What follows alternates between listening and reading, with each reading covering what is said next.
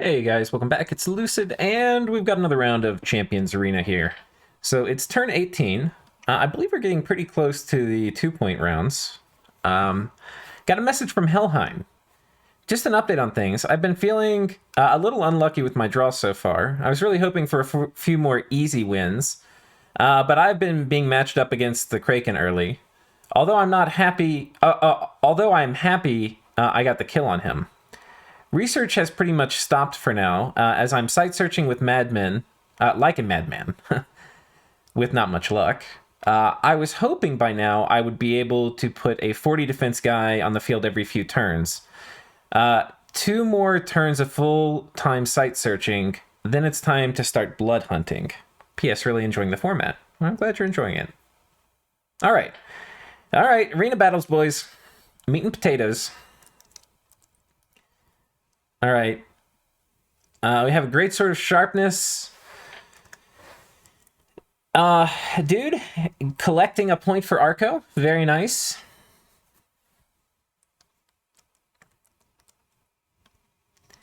And we've got... Ooh. So this is interesting. This is... Generally, these are considered the better thugs. The She-Lords, because nature's a better path. But this guy's a great sort of sharpness. I'm not sure what I can't remember what all their blesses are. Okay, after the blesses, let's take a look at their stats. We have 22 attack and 26 defense versus 18 attack and 22 defense. I think that means this guy must win, right? Like the Van Jarl must win. But this guy's casting Barkskin, but that's not going to help a ton. Yeah. Ooh, the Holy Avenger might have killed him. All right. Put a point on the board for Helheim. The Van Jarl coming in with a pretty clutch win.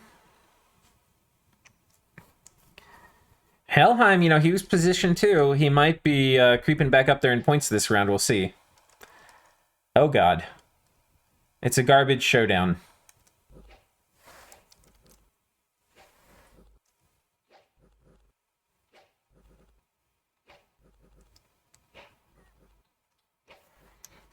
Camel, Ubar's gotten so many points from his camel, it's funny. Another camel win. All right. Next up, we have Old Arcocephale versus Helheim. And Helheim, again, with that same Van Jarl with a great sort of sharpness, but against a Windlord with great sort of sharpness. I think there's better stats and glamour on the Van Jarl. He should win. But this guy might get lucky. It only takes 1 hit, really. Holy Avenger.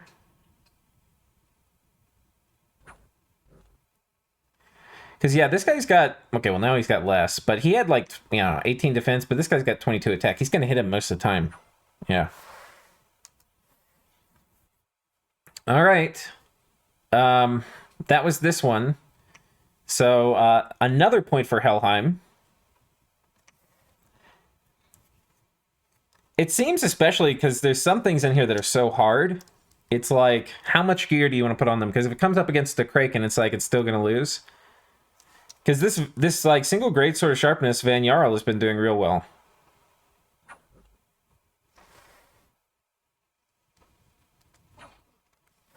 All right.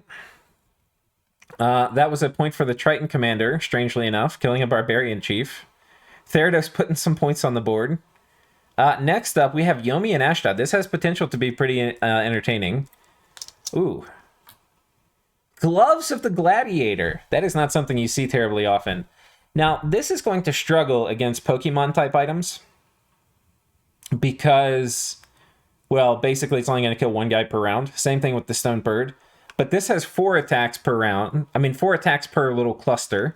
And this has 4 attacks per cluster. So it's 8 attacks per cluster. But this guy also, I believe, has quickness. This is a very interesting setup. What this means is you cannot block this with defense. The harass penalty from this will be... Did he retreat? He retreated. He didn't even honor the Dione with battle. That's funny. All right. Didn't want to be giving away any free experience. And didn't want to... I mean, he might have killed the camel or something. That's funny, though. All right. Next up, I think this is another scrub battle. Okay, well, this is a little interesting. He's put a shroud on this guy, and he's got a pretty good bless. Defense +3, HP 1, combat speed larger. I mean, decay weapons, too, so if he runs in and gets a kill... I mean, even if he doesn't kill, he could potentially kill somebody just by decaying them. All right, well, there's a point for old Arco. Or no, new Arco.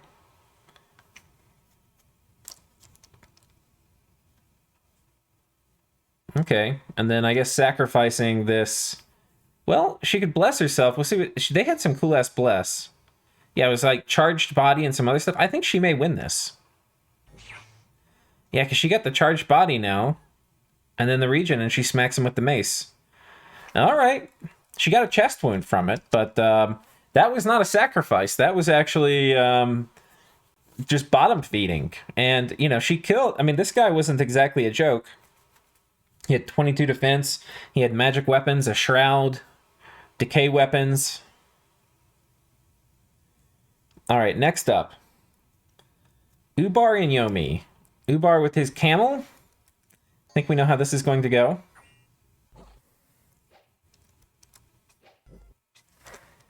All right. And then we have Ubar versus... Now, we haven't seen Asphodel yet. Asphodel's been doing kind of interesting things every time. Or not every time. This is a little interesting. If they close in melee... I'm not sure... Oh, no, they get killed by the wolf. If they close in melee, the Dione is holy, so the unholy weapons of Asphodel would have been decent against him, but I think he would have just blown up and around, because the Dione does so much freaking damage. Okay, this is actually exactly who this Dione is meant to kill. Defense-based dudes. So notice the, he's blessed now. 26 defense. Watch what happens when he gets in melee. I mean, if we can even see it, because I bet you he just dies in one turn.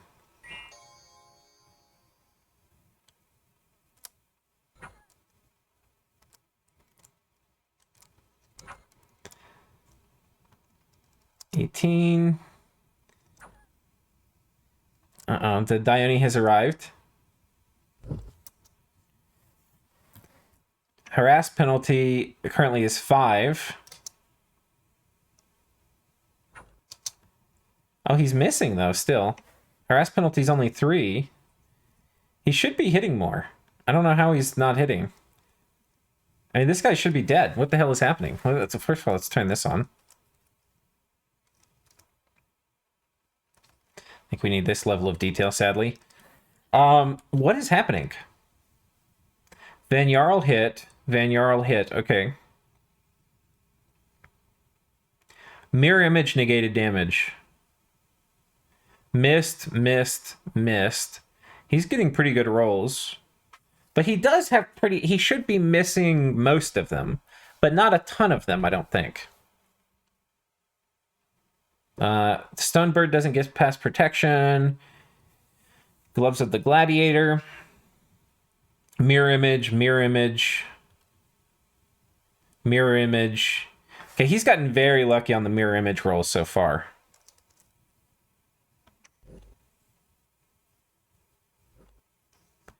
Misses again.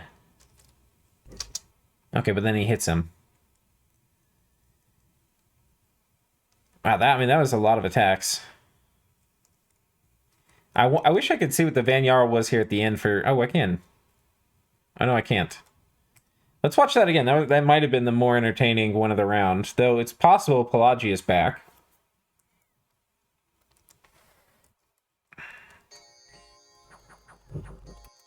Oh, okay. It's too fast. But I don't know. It looks like it was only about 5 harass penalty. I thought it would be more. It might have been a bit more at the end right before he died. All right, so another win for the Dione. Right now the Dione's sitting on top of 2 wins.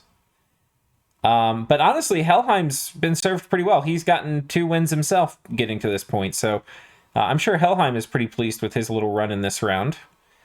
And next up, we have Pelagia. Ooh, swarm casting. This is, by the way... Oh, he's casting Curse? Okay. So he curses the Dione, and then Swarm.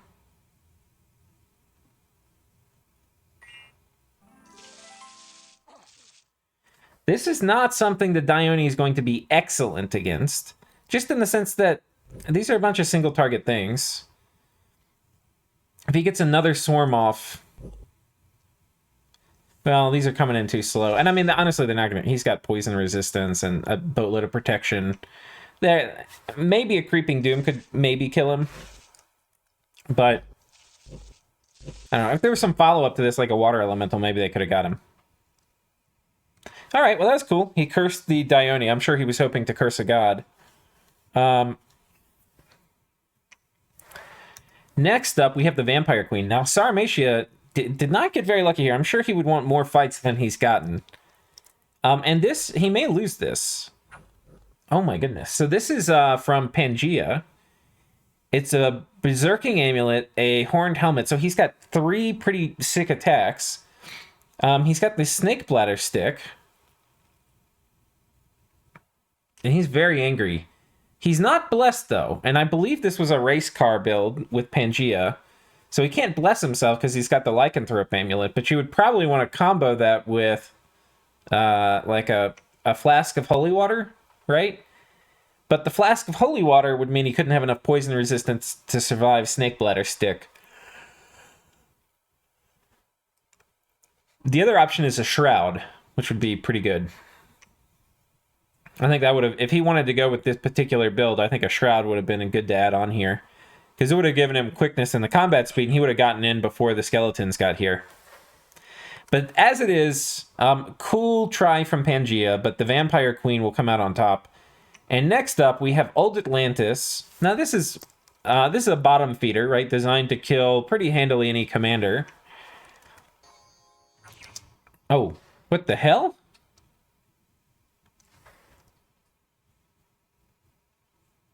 Oh, wait. Hold up. What the hell happened? So he put the Hell Sword on her. He won this. We saw them win it. Oh, no. Oh, no. He picked up the Lycanthrope amulet from the... Okay, hold up, boys. Hold up. All right, so here, Hell Sword, no Lycanthrope amulet. Lycanthrope amulet. And so he picks it up here. And his caster god is now stricken by the curse of the Lycanthrope amulet. It has an amazing amount of berserk. It has...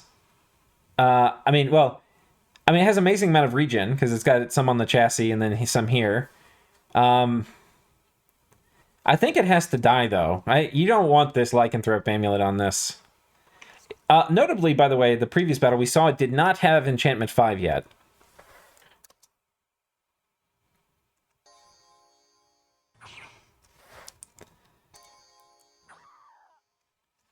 Yeets him, and then we have the final battle versus Dione. Now, what's interesting is if he didn't pick up the Lycanthrope amulet, I'm pretty sure that she would... I think she would win this. Because he can only kill 3 per turn. Oh, no, 6 per turn. No, the Dione would win. Because he can kill 3 per cycle. That's 6 per round, because he's going to be quickened, I believe.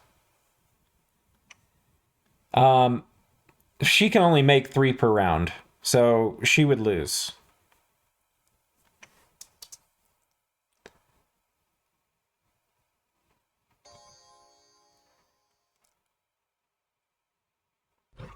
Oh my god. Just brutal. Well, if you're Sarmatia, you could have wished for a better outcome. He got 2 kills in the arena, so he's getting some points. He would have lost this anyhow. So I think ultimately, while it makes for hilarious watching and viewing and spectating and popcorn eating, I don't think the Lycanthrope amulet actually materially changed anything. Because The Vampire Queen would have still won both these rounds, and she would have still lost this one. So let's see what they got. He got the Wave Breaker. This actually is a pretty cool item. Not only does it do like a battlefield-wide friendly currents, which won't matter in the arena, but I believe it gives you a fair amount of defense, and it's 2 attacks on a 2-handed weapon. So it's pretty good. If you're just going to send in some guy, that's likely going to die, you just put the Wave Breaker on him. And it's definitely a lot better than the weapon that Dione normally comes with. So that's a pretty good pickup for him. And then, of course, all the points along the way. So in total, Yomi won 1, 2, 3, 4 rounds, and he got the final win on the arena. So that's pretty huge. I'm gonna pause. I'll see if Sunshine has updated the spreadsheet. If not, might come and do it.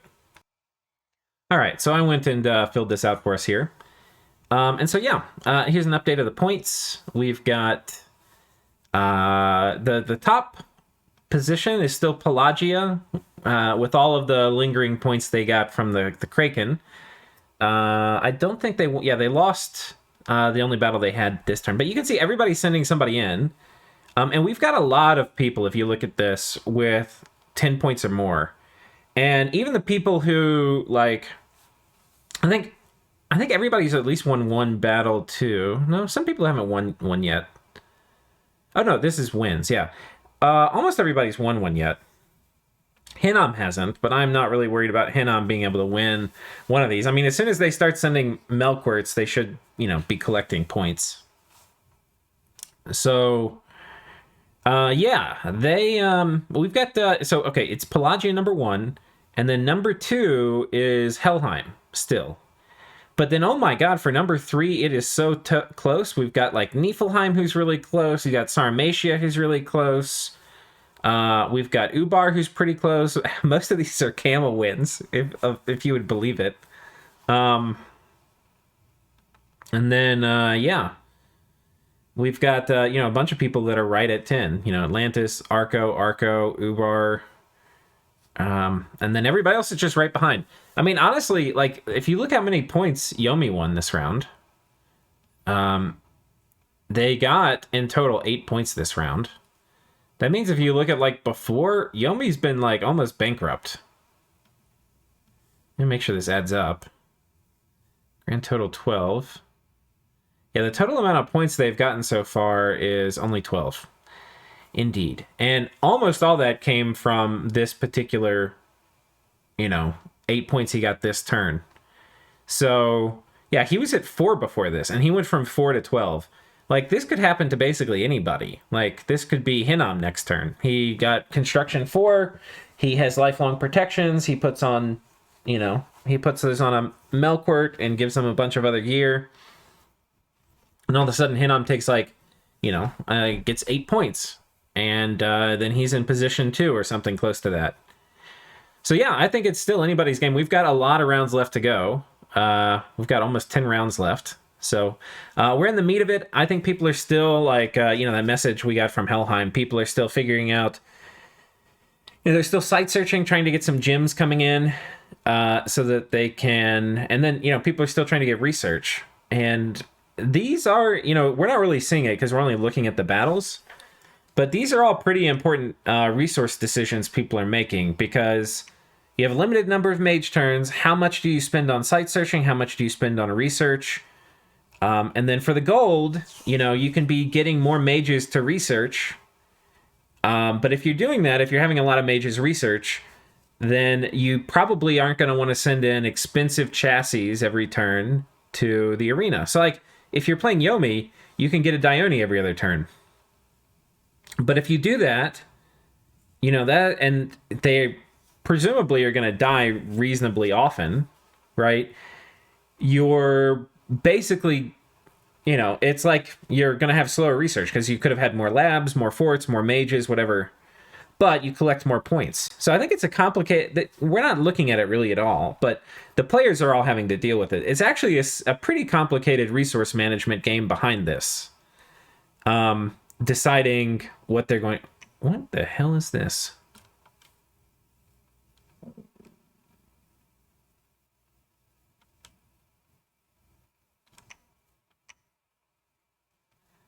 I wonder if I like...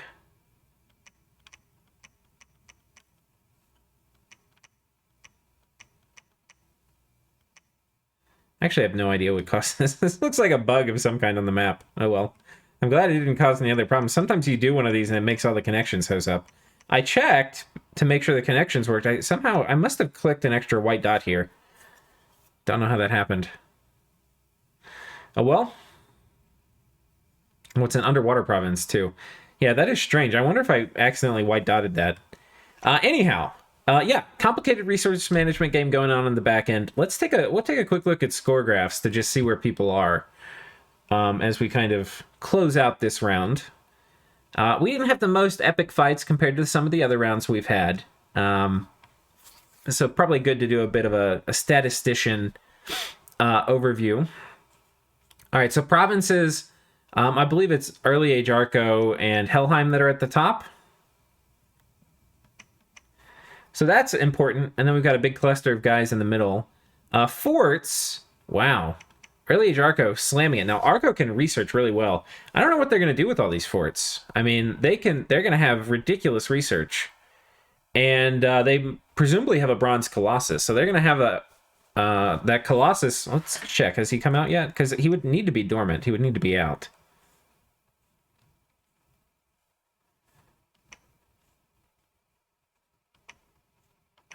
Okay, here we are. A Wind Lord.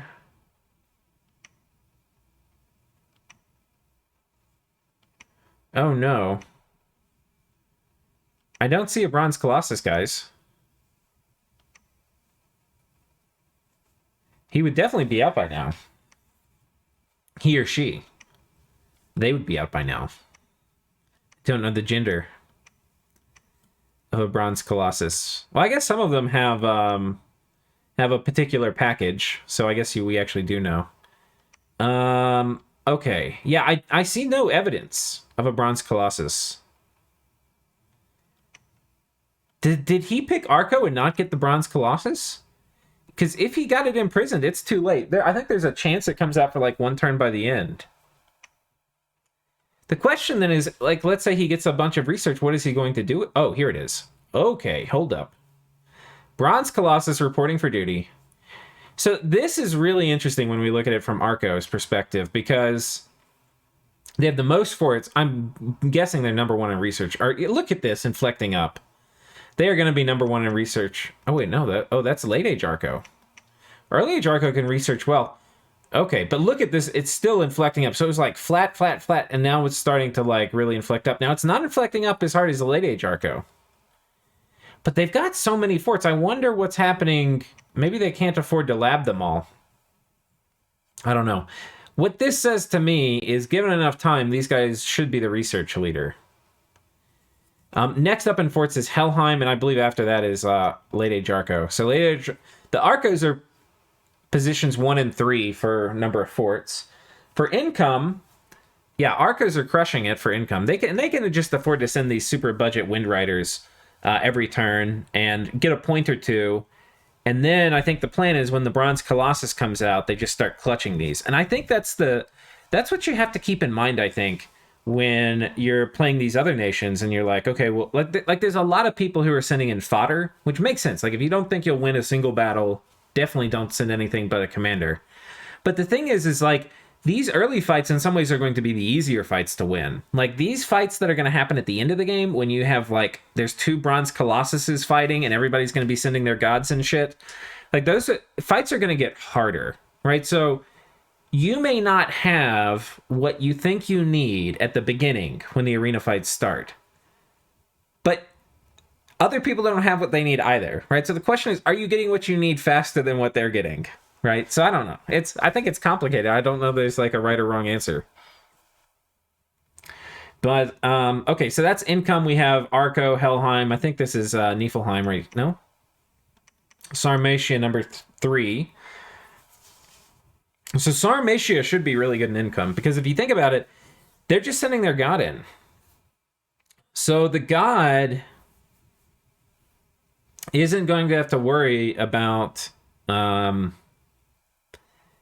like if it, well, they're basically not expending, they're getting points for sending the god in, and they're not expending any income, like not even a commander.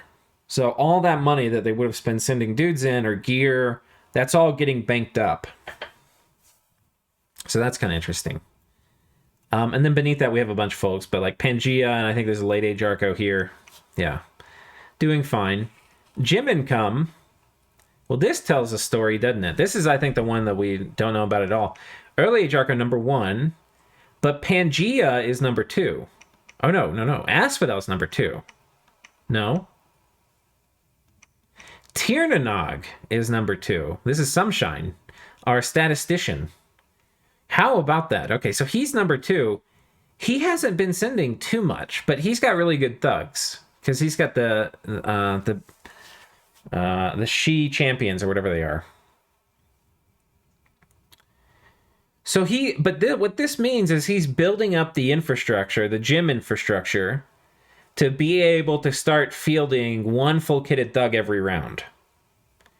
And these full-kitted thugs are probably never going to beat like a Kraken or a Bronze Colossus, but depending on the gear you put on them and all of that other surrounding stuff, they potentially can kill, everything but like a Melkort, and even they have a shot at killing like a Melkort or Dione. But just if you're able to do that every single turn, you're going to be in a decent spot. All right, so that's TNN. We've taken early age Arco. Next up is Atlantis. Atlantis has site searched like a fiend, which is really good. I think I think if you have a strategy that relies more on your god, you don't need as much of the gems because you're going to be getting most of your points when your god is up. But if you have a strategy that relies heavily on thugs or super combatants that you're producing, then you're probably going to be mostly limited by like your research, but also by your gems. Mostly by your gems. So Atlantis having a ton of gem income here is actually really important. It means they're going to be able to field better kitted thugs every turn, or a full kitted Basalt King more frequently, like maybe every 3 or 4 turns. So yeah, they've got really good gem income. And then we have Late Age Arco, who's number 3, tied for number 3. They've got really good gem income. What's interesting, though, is these Arcos have a ton of gem income, but neither of them are really the kind of nations that need it exactly. Right? Like, they could maybe empower the Bronze Colossus or something, but, like, I don't think either of them have terrible... Like, they're sending, like, Early Age is doing, like, a Great Sword of Sharpness Windlord every turn, which I think is great. It's like a great bottom-feeding strat. But I don't know what they're going to do with the rest of it. I mean, they can put, like, tippy-top items on their Bronze Colossus. But after that, what do you put the gems on? I don't know. All right. Next up, we have Asphodel, who's really very close to the position 3s. And then what the hell happened to... Was this Sarmatia? Who is this? Oh, my God. That's maybe the best turn of site searching I've ever found. Where is... What did he do? What did he do? Where are you, Sarmatia?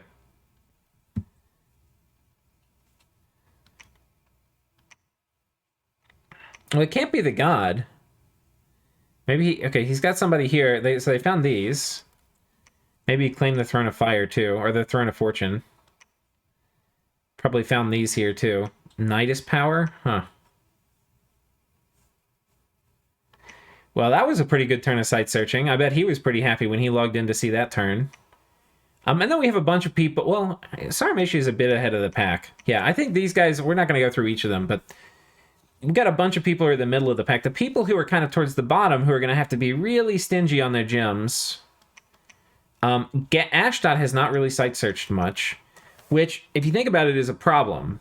Because Ashdod... I mean, on one hand... They have 3 slots, and I know one of the things people were talking about doing with Ashdod was putting 3 lifelong protections on an add-on. That you don't need normal gems, you need slaves for. So it may be he's doing that and not really worrying about the normal side searching, but I think he'd still want normal gear. So I don't know. Ashdod's really low. Gath was low, but they've caught back up. They're right. They've just been plugging along with site searching this turn. So that's really good because these thug and super combatant nations really do want a lot of gem income. And Therados is super low. Now, that begs the question, what is Therados' plan? I think Therados' plan might just be research. Therados, I think, guys, has a galaxy brain thing happening. And I don't know what the galaxy brain is, but he's got Mr. Krabs, the Protogenos of the Sea. And we could probably try to figure out what his bless is. We probably have seen it at some point. Will we see it here? No. So I feel like, because this guy wasn't really useful for expansion, I think he's got some research target he's going to hit. This guy doesn't have hardly any item spots, right? So I think he's got some research target he's going to hit, and then he's just going to go slam, like, send him to the arena every turn and spam that spell. So I think he's all in on some very funky little strategy with the Protogenos of the Sea. And he said, like, I don't need gems. I'm not site searching. I don't need much land. I think he's been trading for death gems, whatever gems he has, so that he can get more researchers. And yeah, he's got something he's going to do. Let's take a look. This actually is so weird. I want to take a look at... let's take a look at the god. Therados, where are you? You're somewhere down here. So, okay, what's notable about this? He has 2 crab claws, that's not great. He has built-in ethereal, that's nice. He can teleport, and he's an innate caster.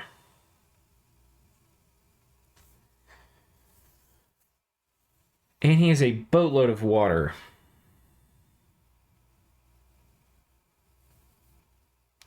I think you maybe do like a Ring of Regen and Amulet of Anti-Magic. He's almost certainly, I think he dumpstered his scale, so he probably has a bunch of paths on him.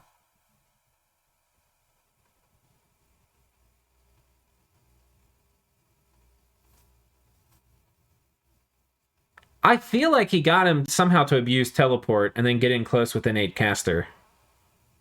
So it could be like, I'm trying to think what it could be. Like, go in Hand of Death, or go in Leeching Touch, or...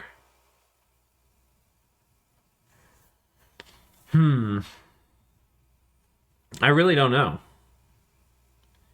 I really don't know.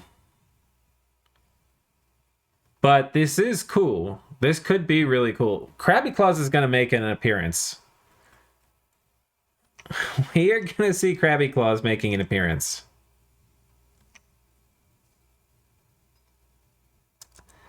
What he does, though, I do not know.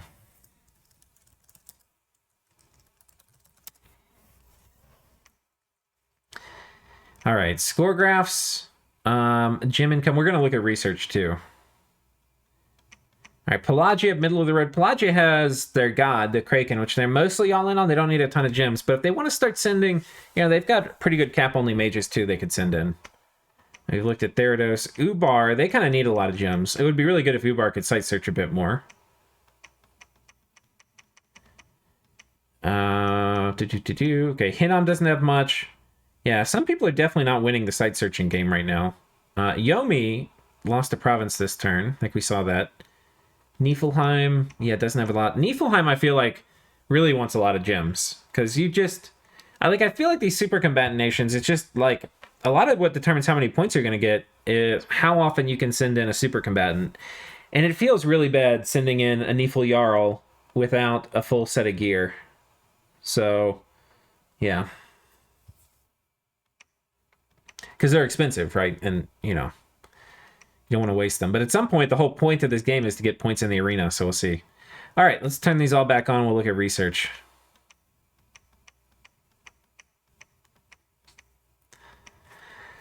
Number 1, Therados.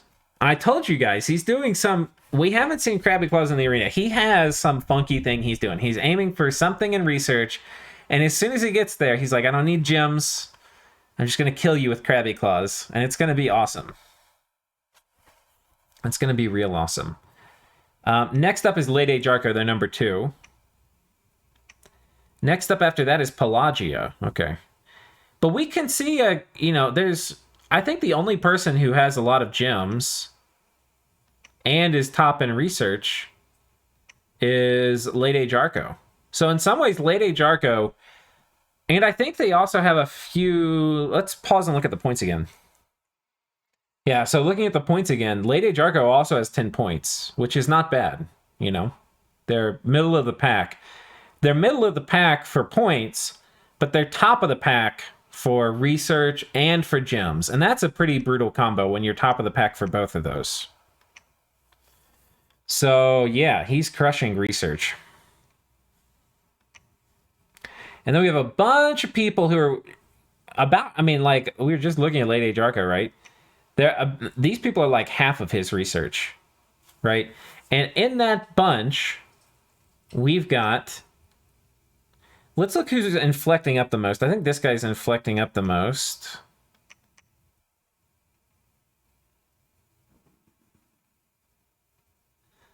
Ashdod. So Ashdod's starting to climb pretty fast. He'll probably be ahead of the rest of everybody next turn.